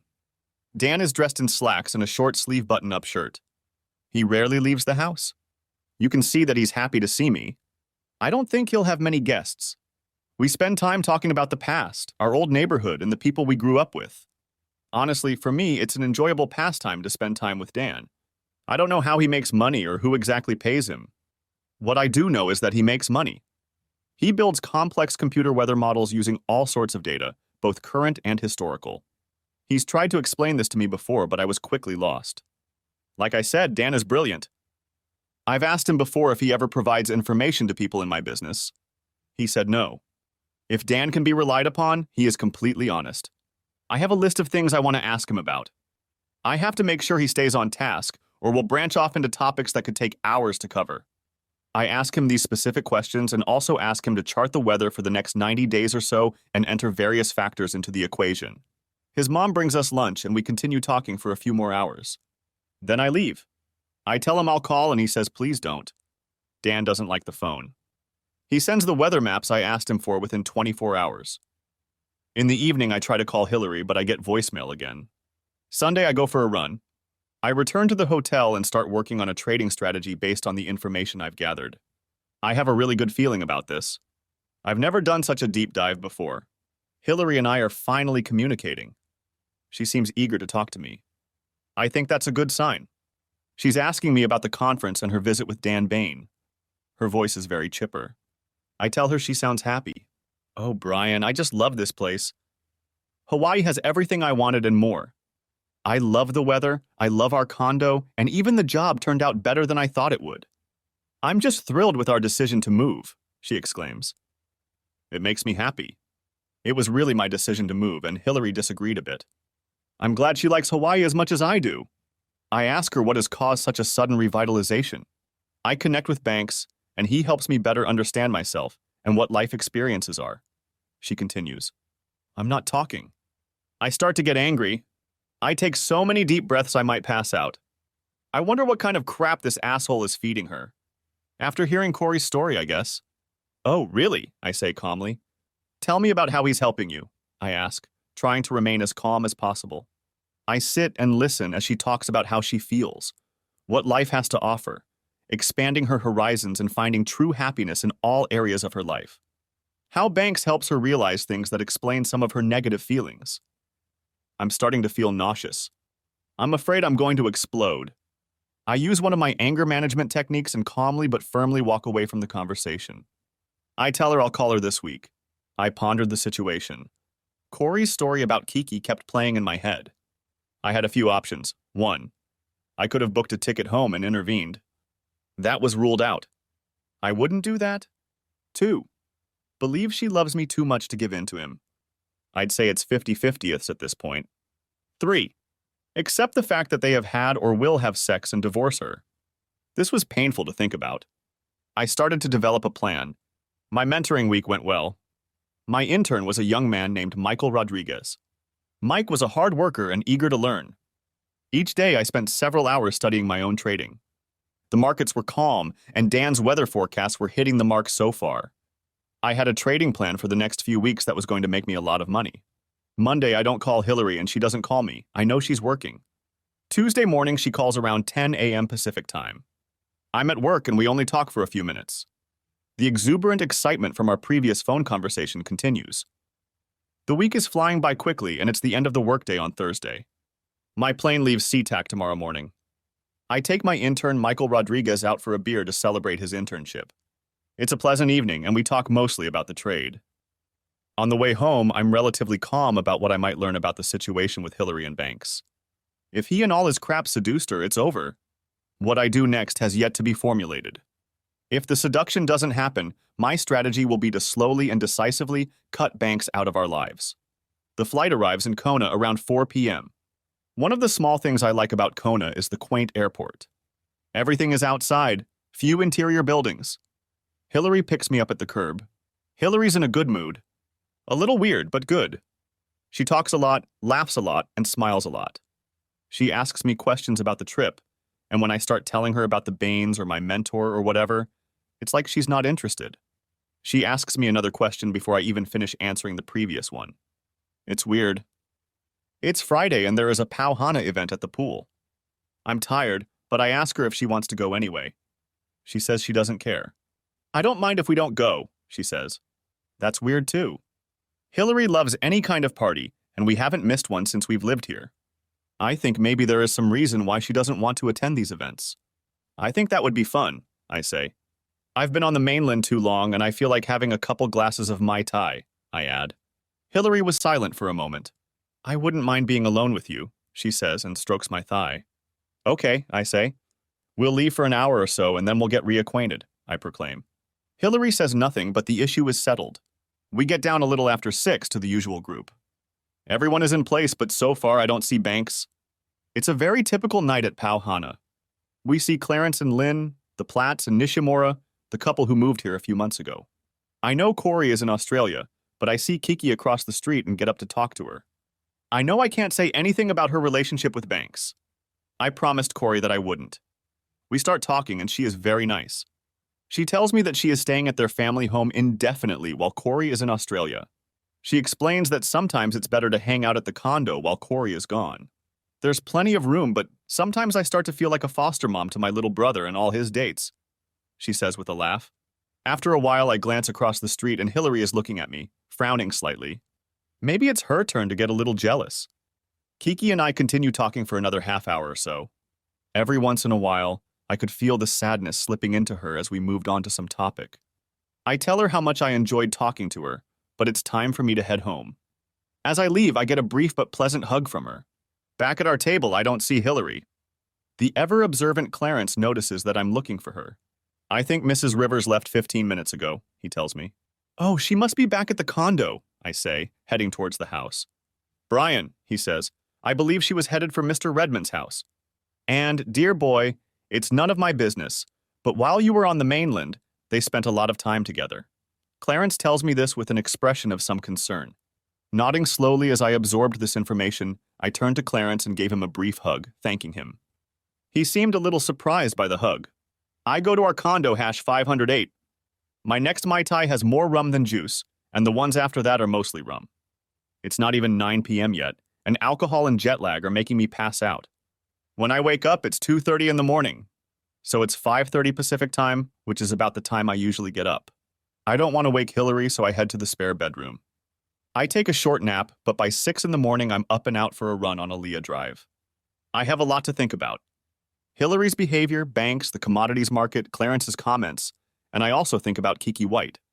One thing is for sure, Hillary and I are going to have a very frank conversation about Banks in the future. Today, back at the condominium, Hillary is drinking her morning coffee. She smiles and asks how my run went. I reply that it was fine, and then ask her about last night. What happened last night? I ask. I went back to the table and you were gone. Where did you go? I'm pretty sure she went to Banks's apartment. I just didn't feel like it last night. I just needed a break, she tells me. Well, you weren't here, I say. Where did you go? I ask. You know how it is sometimes. You just don't feel like being at a party. You looked like you were having a good time. I didn't want to ruin your fun, she told me with a brief smile. Hillary, for the third time, I say a little more forcefully but still calmly. Where did you go? She pauses, looks at me, and then lowers her eyes. After about a minute, she says, I went to talk to Banks. I try to stay calm, but I'm starting to get angry. I say to her, so your husband's been gone for almost 2 weeks, and you end up spending time with Banks? When I got home, you weren't yourself, she tells me. I'm furious. She's avoiding my questions, and her relationship with Banks is too close. It's broken our marriage. I need to know the truth about what's going on. When I question her about her relationship with Banks, she finally says the following. He's counseling me. He really understands me. He shows me how to experience more and live a fuller life. When I'm with him, I'm calm. My stress evaporates and I can physically relax. What the hell was that asshole feeding her? I lose my temper, start yelling, and tell her I'm going to talk to him and settle this once and for all. We had a big fight and she left. I've decided not to go to Banks' apartment right now. I'm practicing calming exercises. Deep breaths. Deep exhale. I can't afford an assault and battery charge at this time. I'm hanging out at the condo and Hillary's not coming back. I wouldn't be surprised if she was at Banks. Earlier in the day, I text her telling her we need to have a serious talk. A few hours later, she replies that she'll be home at 6 p.m. and is ready to talk.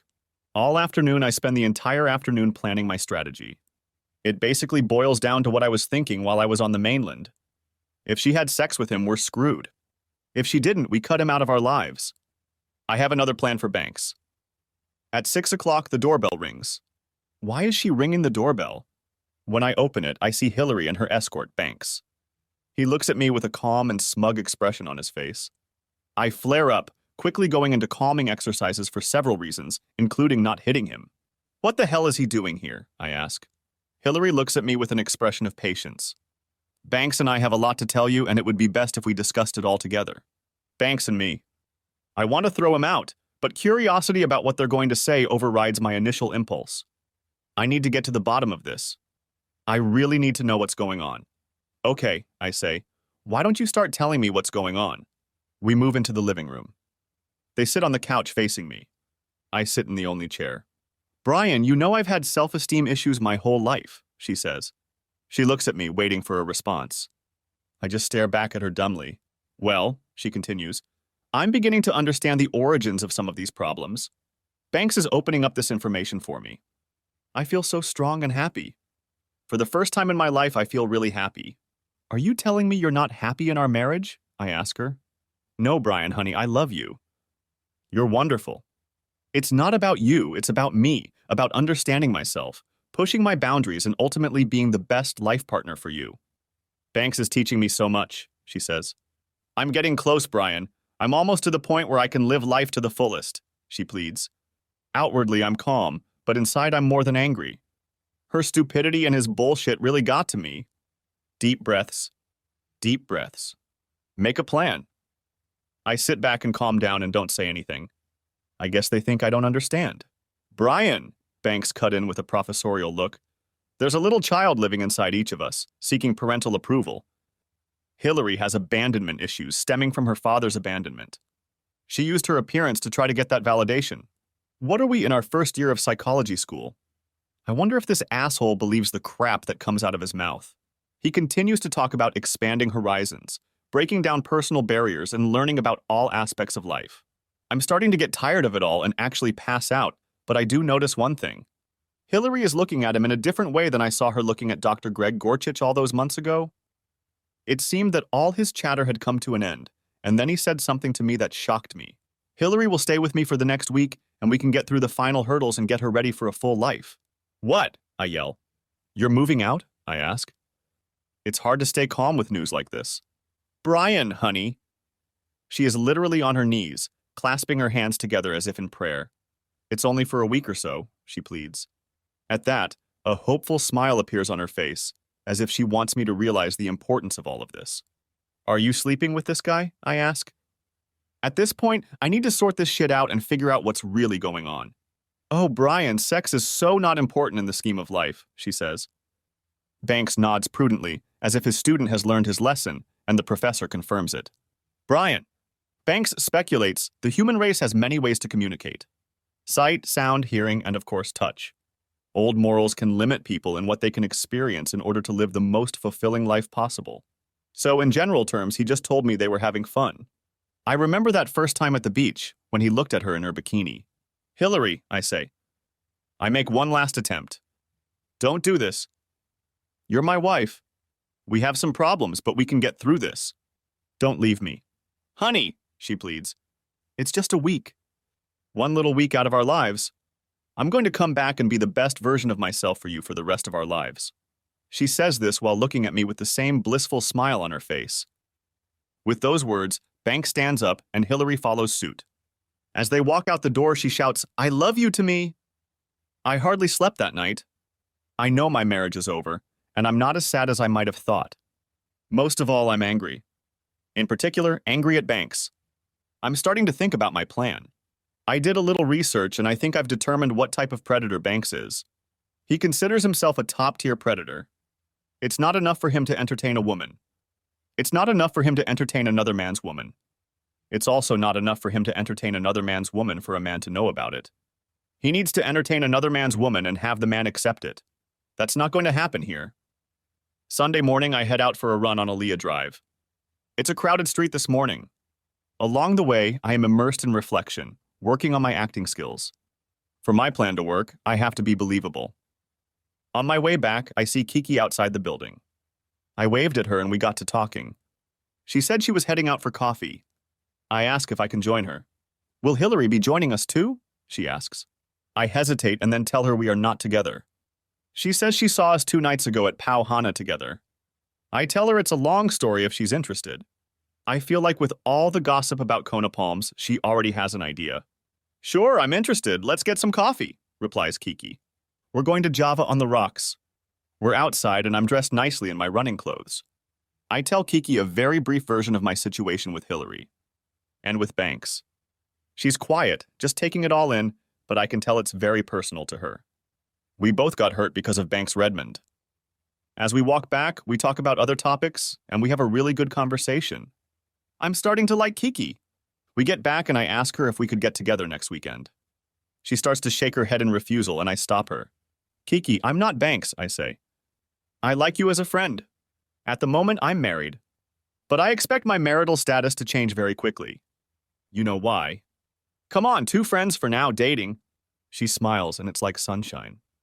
Good, I guess. I'd like to see you again. But for now, we're just friends. She gives me a brief hug and kisses my cheek. As she walks away, I notice her step bounces. It's Monday and the markets are calm, but I feel change will come quickly. I have been studying Dan's models, and they match the information from the agriculture conference.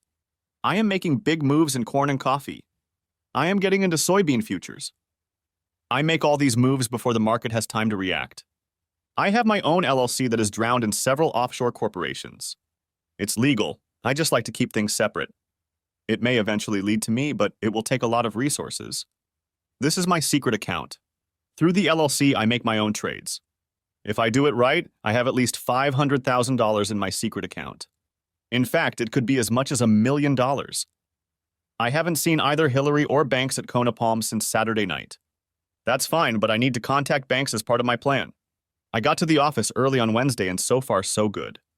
I'm seeing a trend and it looks like others are seeing it too. The big difference is that I managed to get in while prices were low. At 9:30 in the morning, I take a walk around the grounds of the Palms Hotel. On the lawn, I see Banks practicing martial arts. I quickly visualize myself as a beaten, insecure man. I stop him and apologize. I startled him, and I think he thought I was going to attack him at first. I thanked him for helping Hillary and asked if we could talk to him sometime. Nodding, he agreed that it was a good idea. Suddenly, as if it had just occurred to me, I told him that I needed one more dive to get certified as a scuba diver. We could go, he would instruct me and help me help Hillary. I asked him not to say anything to Hillary about us being together. I don't want to distract her from the work you and she are doing together. I tell him with a frank and serious expression on my face and furrowed brows. We agreed to meet at the harbor on Thursday at 3 p.m. I hug him as we leave. Thank God this guy has such a big ego. He wants to complete his domination of me by getting me to agree to let him entertain my wife. Works right into my plan. I have an appointment with a divorce attorney this afternoon. I discussed the situation with my new attorney, Gerald Chin. He asked me what level of aggression I wanted to approach this case with. Humiliation with time off from her job, restraining orders, accusations of adultery, what would I want to do? I tell him I need to think this through. I ask him to start the paperwork. I get up early Thursday morning. There's a lot to do. First up is a long bike ride north on Ali to the Queen K Highway. I get back before 10 a.m. I look at the markets and everyone seems to be following my forecast. I'm supposed to meet Banks at the harbor at 15 o'clock. After running around a bit, I get there shortly after 14 o'clock. I carefully reload my gear onto his boat. I'm wearing a cheap, flowery Hawaiian shirt and a big planter hat. I never wear clothes like that. He shows up at 3 o'clock in the afternoon. I act submissive and obey him, trying to hurt his ego. We talk nonstop as we settle in. Brian, he began. I thought you had an inner ear problem that kept you from diving, he asks. I got another report and was told that I was probably going too deep too quickly. It will take me longer to get down to reef level, but I was assured that if I go down slowly, I'll be fine. That's a load of crap, but he bought it. Tell me, I ask, how is Hillary doing? I'm so glad his ego is so inflated. I don't feel any suspicion about what I did. He says she is developing. He has put her in a program that helps her find herself. She is blossoming, and her beauty is also blossoming. He says she is overcoming self-doubt and expanding her horizons in all aspects of her life. In fact, he says, when she is back in your bed, you will be very pleased with all she has learned. I am happy to be her instructor, and you will be the recipient of her acquired skills. Hillary is a very sensual woman. It took all my self-control not to hit him at that moment, but I remained calmly submissive. I nod my head, as if everything he'd said suddenly made sense. Thank you. I tell him with a look of awe on my face. He's buying it. The average man, he nodded in my direction, has no idea what to do with a beautiful woman like Hillary. You have to understand them first and peel back all the layers until you know exactly what they want. I've helped many women better understand their own sexuality. Like I said, that's my gift to those I counsel. If the sea had been a little more rough, I might have written off my nausea as seasickness. But no, the sea is calm today. In life, you will meet people who are not like members of the animal kingdom, he continues. In nature, there are predators. The same is true of humans. Brian, I will tell you without false modesty that I am at the top of the food chain. I see what I want and I take it. I'm a predator. I do my best to act like every word he says has divine meaning. It's really disgusting. Ah ha ha, he proclaims. We're here. I'm going to drop anchor and pass out. My scuba gear is in these bags. Get them out and we'll get started, he commands, lowering himself underwater. It couldn't be better. I grab his short wetsuit and get him ready to dive. By the time he comes up, everything is ready. I'm still rummaging around with my gear in my big carry-on bag. Looks like you're packed for a week, he says. I just laugh. As he puts on his shorts, he notices a peculiar odor. He sniffs the air, and a puzzled expression appears on his face. I stand a little farther away, but I watch him closely. He shakes his head, as if this is just one of life's little mysteries, and walks down the stainless steel stairs into the sea. Before diving underwater, I tell Banks, it will be about 15 minutes before I get down to the reef. I need to descend slowly, I explain. He waves his hand as if my situation is of no consequence to him. That's right. When Corey used the attractant, he only used half the bottle. I wonder what the reaction would be with a full bottle. The last step, I raised the dive ladder to the deck. There was now 3 feet of smooth fiberglass between the ocean and the deck railing. It's hard to get over that. I put my shorty on in case he shows up. Now I'm just waiting for the show to start. Nothing happens at first. Did I do something wrong? I wait and watch. After a few minutes, I notice the surface of the ocean had changed. I notice the dorsal fins. There they are. An instant later, Banks surfaced 20 yards or so away. Shark! He yells and swims frantically toward the boat. I watched it with horrified admiration, feeling no remorse. Strangely enough, he made it to the boat, but found the ladder missing. Brian! He shouted. Get the ladder down. There are sharks in the water. But I thought you were a predator? Said I with mocking sincerity. Brian, for God's sake, please help me. And he went underwater. The sea surged with the underwater attack. Clouds of dark red blood floated up from below. That was all I saw of Banks. Some more floundering, and soon the sea calmed. I waited an hour to launch my little inflatable boat. I was nervous even doing this considering how many sharks I had seen. I headed towards the beach. Looking at the beautiful sunset, I dozed off for a moment. I shook myself awake and ordered myself to move on. The hardest part was done, but there was more to be done. So far, the plan was working perfectly. Behind the switch, I disconnected the small electric motor and threw it overboard. It sank like a rock. Then I put on my backpack, took out my knife, and cut the inflatable raft. Because of the tides, you never know where the pieces of this raft will be thrown. I swam to the shore. The sky was turning dark blue. I came across a field of AA, or lava. I hid my gear in the back of the AA field, away from places where it might be found. M Beach is closed on Thursday, so I was doubly protected from potential thieves. I found my stash and changed into my running gear. Putting on my backpack, I walked carefully over the uneven terrain toward the lights of the highway. It was an 11-mile run in the dark to the Kona Palms Hotel. The first half of the way, I was fueled by the adrenaline of the day. The last half gave me a hard time. It had been a long day and I was out of gas. By the time I reached home, it was almost 9 o'clock. That evening, I just sat in my apartment and thought. Mentally, I analyzed the previous day. I didn't think I'd be spotted on Banks' yacht. I was wearing a funny shirt and a hat. I kept my head down out of the boat as we left the harbor. I wiped down every single thing in the boat that I remembered touching. I finally decided that no one had seen me run out onto the highway. It was dark. The events of that day flashed through my mind. Despite the terrible attack and Banks' death, I felt no remorse. I know I can never tell anyone about that day. Friday dawned a new day, and at 5 in the morning I was back at work. Another normal day. The markets were behaving as the more aggressive models predicted. I was slowly selling my positions. I was getting out of the game. I calculated that my trading commissions alone brought me about $40,000. For my LLC, my gross income before taxes was over $700,000. By mid-afternoon, I was a little surprised that I hadn't heard anything about Banks or Hillary. By the evening news, there was a report of a missing person and an abandoned boat anchored off the coast near the airport. Friday night, Hillary knocks on the apartment door. All day long, I had been thinking how to play it. I knew this moment would come. "Hillary," I say in surprise. "What do you want?" My role is the jilted husband. It's actually not that hard to play her. She hugs me with tears in her eyes. "Brian Banks is missing. They found his boat at sea, but he wasn't on board," she cries. I don't respond to the embrace. My arms lie limply by my side. I pull away from her and ask what's wrong.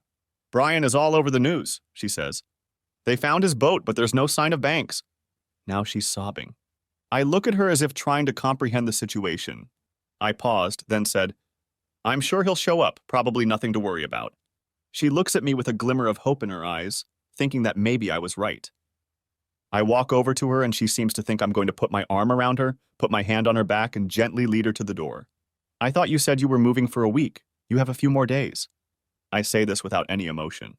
She looks at me with a misunderstanding look. "Brian, you're kicking me out of my own home. I need you now more than ever," she stutters. "Looks like you didn't need me while you were having fun with Banks at his apartment," I say. "No more games now, I'm furious. Brian, sex is so not important. Banks says it's just a different way of communicating. Our traditional morals are preventing us from finding ourselves. Please don't let a little thing like sex get in the way of our growth together." "Get out!" I yell. If I hear that self-actualization crap one more time, I'm going to throw up. As she walks away, she sobs. Sunday morning, Kiki and I have coffee again. I make sure we only look like friends. No hugging, no kissing, no holding hands, nothing. We get along great. We talk about Banks a little, but not much. First of all, I don't want to seem too interested in him. That might seem suspicious. Second, I really don't care. Don't get me wrong, I would love to hug and kiss Kiki. I have a feeling she would enjoy it too. I'd love to just hold her hand. For a number of reasons, I don't have to rush into it. Back at the condo, I turn on the news. The first thing I hear is a gruesome discovery on a popular beach outside of Kona. A severed arm, possibly from a shark attack, washed ashore. Here we go. On Monday, Hillary tries to call me, but I don't pick up. Then I get another call. It's the police. They say they're investigating the death of Banks Redmond. They stop by my apartment and we discuss the Thursday that Banks left the harbor. The detective mentions that they think I might have gone snorkeling with Banks. I denied it. I told them about my inner ear problems and gave them the name of my doctor to check if they wanted to. That was the last I heard from them. I changed the locks on the condo, but Hillary keeps trying to get back to me. I hear sobbing voicemails and banging on the condo door day and night. On Friday, I call Gerald Chin and tell him I want her taken to court. I also want a restraining order citing that she is abandoned and adulterous. He asks when, and I tell him Friday night at the Kona Palms on Aaliyah Drive at 7 p.m. Pau Hana will be there that night. It's a low-key event, fresh after the news of Banks' gruesome death. He was not loved. I recognize it in the Palms community, but he was one of us. The investigation lasted several days, but due to the lack of any other information, it was announced to be a shark attack. Both Kiki and Hillary are attending the event. I sit safely at a small table with the Platts, Clarence, and Lynn. A few times Hillary approaches me, but my friends look away from me. Kiki and I smile and meet glances a few times, but she knows to stay away for now. Amidst the blooming shirts, shorts, bikinis, and two bikinis, a short, dapper Asian man in a suit and tie enters the gathering. The group falls silent for a moment and then resumes their usual conversation. He walks up to Hillary and calls her name. I see her nod, and he holds out a 9x11 envelope to her. "You have been served." With a slight polite bow, he turns and walks away. There is silence in the Pau Hana, and then Hillary shakes with sobs. Even I get a little uncomfortable. I get up and walk away into the dark depths of the grounds before she notices me. In the distance, I hear her sobbing as she calls my name. I'm already thinking about getting a room at the Royal Kona Hotel for the night, just to avoid her, when suddenly a small hand grabs my arm. It's Kiki. "Hi," she says. "Want some company?" I tell her yes, but I'm not in the mood to talk. We're going to her house. We talked for a while, and I asked if I could stay to avoid a confrontation tonight. She agreed. "Just don't take it the wrong way," she said. I knew. I successfully avoided Hillary all weekend and returned to the 508 on Saturday night. On Sunday, Kiki and I had coffee and had a long, frank, and wonderful conversation. We still hadn't talked about the future, but I think we both knew we had a future together. Finally, I talked to Hillary. She begged and pleaded and cried. I told her it was over. When she finally realized it, she was furious. She got herself a lawyer and the battle began. Chin had a staff of investigators and interviewed many people who witnessed Banks molesting Hillary. One resident saw them naked together on Banks' deck. On Friday morning, I had a visit from Clarence. He informed me that Chloe, Banks's widow, would be arriving on Saturday from the mainland, apparently to clean up some of Banks' affairs. I thought about this news and said, "But Hillary will stay there." "Yes, dear boy, I know that. She doesn't know about Miss Davenport's arrival. I thought you should know so you can prepare accordingly." All week, I received calls from Hillary, alternating between anger over the divorce and pleas to leave things alone and stay together. My love for her was gone. I just wanted to leave. On Saturday morning, I met with Kiki to help me develop a plan to end the relationship. At first, she didn't want to agree on a couple of details, but then she agreed. I wasn't around when Chloe arrived at her and Banks' apartment, now occupied by my soon-to-be ex-wife Hillary, but from several accounts, that's what happened. Chloe arrives at the apartment and quickly realizes that someone was there. Obviously not Banks. At that moment, Hillary was just taking a bubble bath. Chloe walks in and knocks the spirit out of her. Chloe demanded to know what the hell Hillary was doing in her apartment. She didn't know or care about Banks, his latest girlfriends, or who he was having fun with. "Why are you here?" yelled Chloe at Hillary. Hillary stood up and covered herself with a towel, soap bubbles sliding down her body. "Oh, Chloe," exclaims Hillary, "isn't it awful to be Banks?" With sadness and pleading in her eyes, she asks. "No," said Chloe. "It's not horrible at all. In fact, all those sharks saved me millions. I was just about to divorce that asshole." Hillary looks at Chloe with a blank stare. How could she say that about her brilliant mentor? "Now get out of my house before I call the police and have you arrested for trespassing," says Chloe to her. Chloe stops her as she, dejected, heads to the bedroom to get dressed. "Out," she shouts. But my clothes," Hillary wailed. "Out," she commanded, "and give me back my towel." Now Hillary is naked in the street. Kind Lynn and Clarence rescue her and give her clothes before she gets even more naked. Apparently, one of the residents peeked. An hour later, she shows up at my door. "Brian," she says, "I know lawyers fight, but you're my husband. Can't we at least talk?" she asks. I let her into the house. She sits on the couch, and I sit in the only chair. "I miss you, and I still don't understand why you're so angry with me," she says. "Hillary, you slept with Banks. You gave him your body, and worst of all, you acted like it didn't matter," I tell her. "Brian, why are you so hung up on the sexual component of my healing and self-realization?" "I was doing this for us," she tells me. "Are you saying that sex with Banks was somehow supposed to be good for our relationship?" "Brian, forget about having sex with Banks. You and I are meant to be together. I'm committed to you. Banks helped me realize that you are truly my life partner. From now on, every moment of every day, it's my job to make you happy. What more could I want?" She speaks with sincere conviction, looking me straight in the eye. Just then, Kiki comes out of the bedroom. Hillary looks at him with a shocked expression on her face. "Oops," Kiki says, making no move to cover herself. A small smile plays on her face. "You!" shouted Hillary. "What are you doing here?" "Well, you know how outdated morals can limit people," Kiki says with an honest face. "Anyway, sorry to interrupt," she says as she walks back into the bedroom. "Brian, once she's gone, could you come back and expand my horizons again?" She looks at Hillary intently, arching her eyebrows. "I'm sorry, Hillary," I say.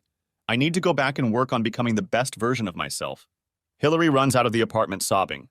Everyone needs to realize one thing. By far the closest thing I've had with Kiki is a couple of light kisses. She reluctantly agreed to help. She only had to leave the bedroom in her robe. She improvised the rest. I'm not complaining. When I walk into the bedroom, she is already dressed. She sees the disappointment on my face and laughs. "You look like someone took away your favorite toys," she says with a beautiful smile. A few months later, Hillary and I were legally divorced. She had long since moved to the mainland. In the divorce agreement, we split the bank accounts. I never disclose my secret account. I'm buying out her share of the condominium. I'm not leaving. Kiki practically lives with me. I never talk about banks, shark bait, or even scuba diving. Not even with Corey. He and I have become good friends. Every once in a while, I catch him looking at me. I get the feeling he's guessing what happened.